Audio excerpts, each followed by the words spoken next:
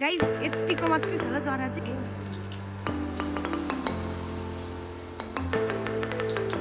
यता जिउ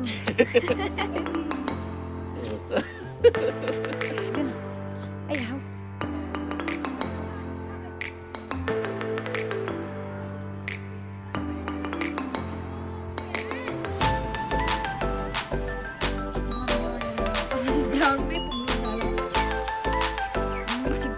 मासु चाहिँ यहाँ म्यारिनेट भइसक्यो यिनीहरू चाहिँ आलु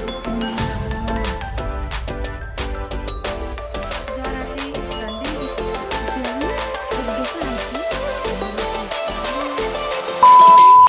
Hello guys, welcome or welcome back to my channel again. This is me Pratima Kotwal. Hope you guys are doing well. सबैजना सन्चै नै हुनुहुन्छ भन्दै आज मैले ब्लग स्टार्ट गरिसकेको छु.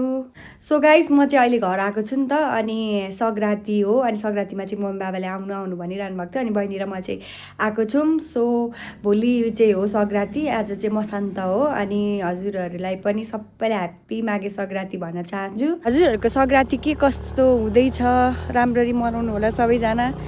आफ्नो आफ्नो प्लानिङ हुन्छ माघे संक्रान्तितिर. अनि बाबा चाहिँ अहिले अफिसबाट आउनुभएको थियो नि त अनि त्यस पछाडि जरा खन्ने भन्दै हुन्थ्यो. म चाहिँ यहाँ तपाईँहरूलाई देखाउँछु ल. जरा खन्दै हुनुहुन्छ अरे.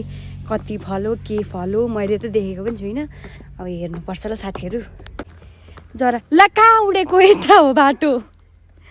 अनि यो चाहिँ हाम्रो किबीबारी हो. यहाँ चिया अहिले त चियाको सिजन होइन नि त, सकिसक्यो.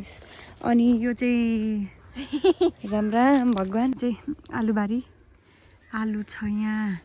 अनि यहाँ माथि चाहिँ हाम्रो के अरे के पो अलैँची छ.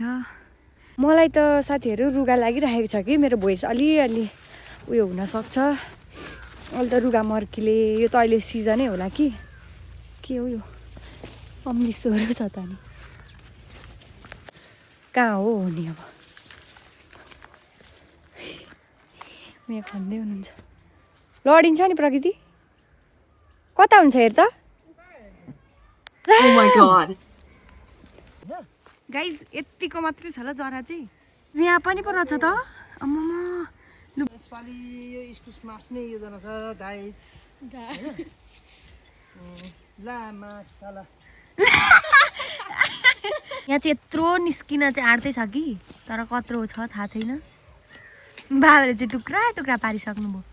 यो जरै त्यस्तो ला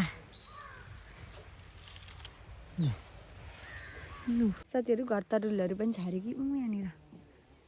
त्यो चाहिँ अब एकछिनमा यो जरै आएको आइछ कति बेला. कहाँ लानु अरे बाबा उयो माथि. डोको लिएर फेरि जानुपर्ने भयो. प्रकृतिले ल्याइदिन्छ अब यो चाहिँ ल्याइदिएन. आई हाउ डोको. अनि कहाँ छ र राम अङ्कल डोको कहाँ छ. पर जरा हाल्न अरे. कुन उयो ए गल्यो हौ. म त अब मेरो काम भनेको चाहिँ गर मासु पकाउनु छ. संक्रान्ति त फेरि दामी लागेको छ नि हामीलाई. के को मासु अरे यता चाहिँ बोजू रागाको. ओए खै मासु हेरौँ त. यता त फेरि रागाको मासु मात्रै हुन्छ कि सुकुटी बनाएको होइन. खै हेरौँ यतिको मात्रै हुन्छ नि. यतापट्टि छेत्री यतापट्टि गुरुङ. हाम्रोमा खसीको मासु यता रागाको मासु. यता हाई भनिदिनु. Hi. हेलो. यहाँ पनि छ. दसैँ पाउँछ त संक्रान्ति. गाइज अनि म चाहिँ यो सबै मासुहरू पकाउँदा नि फर्स्टमा म्यारिनेट गर्छु कि अनि यो खसीको मासु पनि म्यारिनेटै गरेर अब पकाउँछु. हेर्दै गर्नु होला ल म कस्तो चाहिँ पकाउँछु. तर मिठो पकाउँछु. म जे कुरा पनि म मिठो पकाउँछु. मेरो बहिनीलाई थाहा छ. साथीहरू तपाईँहरूलाई साग चाहिन्छ भने चाहिँ यहाँ नेपाल टारमा मलाई सम्पर्क गर्न सक्नुहुन्छ ल. जे छ नि हाम्रोमा फेरि साग. यो चाहिँ खै कुन चाहिँ होटलमा अहिले माग्दै हुनुहुन्थ्यो कि अनि मम्मीले टिपेर ल्याइदिनु भएको. अहिले यता मासु पनि रेडी भइसक्यो. अब खानुपर्ने हुन्छ.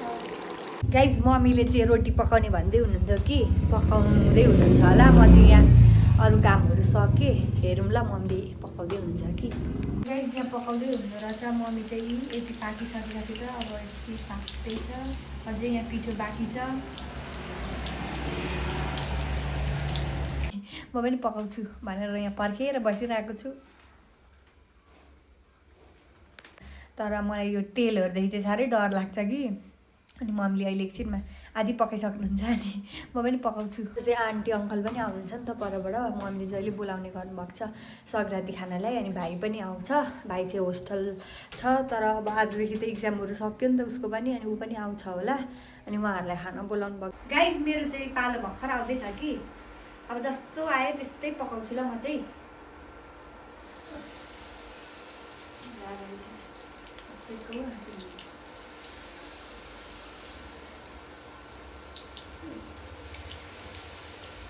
जस्तो आयो त्यस्तै प्रस्तुत गरे साथीहरू।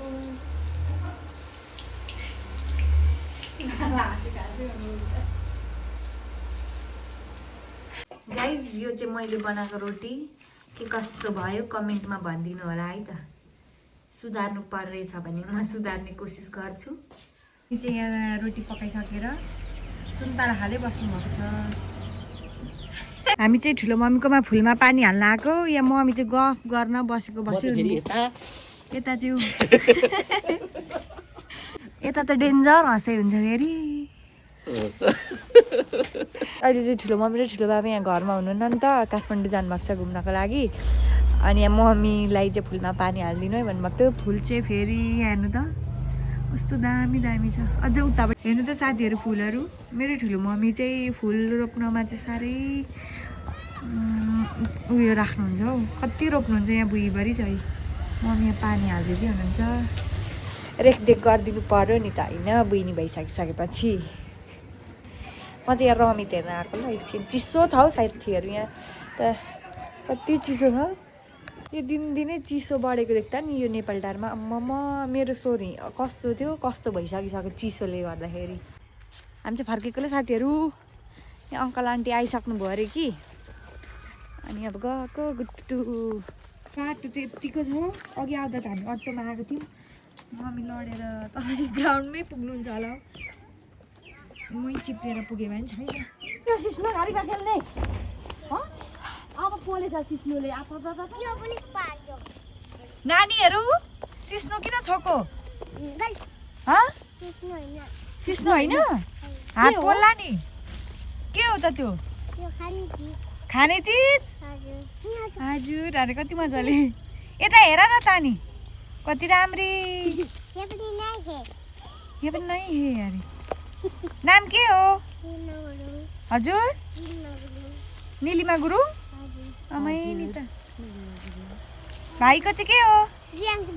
रियान्स गुरुङ। ल बाई बाई बाई। गाडी अरे बाटो चाहिँ फेरि साथीहरू। ला कसले बाइक रोकेको? ए यता दिपेन अङ्कल हौ। गाइज हामी चाहिँ यहाँ घर आइपुग्दाखेरि पाहुनाहरू त फेरि खोइ बरु आएन। गाइज बाबा चाहिँ फेरि अझै जरा खन्न जानुभएको। खनेको खनै हुनुहुन्छ, फेरि निस्कै छ हो। अब म चाहिँ रोटी र सब्जी खान्छु ल। मम्मी चाहिँ उयो के हो पो त्यो घर तरुल खाइराख्नु छ।